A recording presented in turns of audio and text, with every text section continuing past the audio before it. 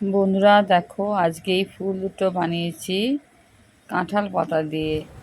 শুকনো যে কাঁঠাল পাতাগুলো পড়ে থাকে, দেখবে এখন অনেক পাতা, কাঁঠাল পাতা ঝরে পড়ে থাকে। আমারই বাড়ির গাছ আছে, কাঁঠাল গাছ, ওখানে প্রচুর পাতা, শুকনো পাতা পড়েছিল। সেই পাতাগুলো কুড়িয়ে নিয়ে আসলাম, এসে ধুয়ে পরিষ্কার করে নিলাম। এরপর 4টে পাতা আমি এরকম করে কেটে নিচ্ছি। এই দেখো, ফুলের পাপড়ি শেপে কেটে নিচ্ছি। 4টে কেটে নিলাম। এবার 4টে পাতা আমি সুতো দিয়ে বেঁধে দিচ্ছি। দেখুন নিচে, এই দেখো, সুতো দিয়ে বেঁধে দিচ্ছি। আর একটা পাতা আমি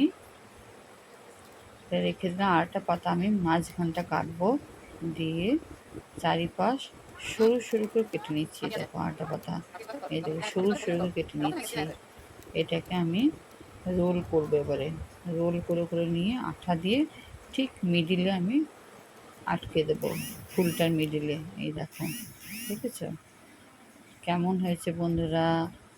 আর ডেকোরেশন করার জন্য দুটো কাঁচা কাঁঠাল পাতা পাশে সাজিয়ে দিলাম।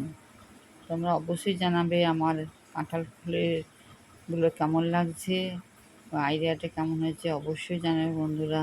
Thank you.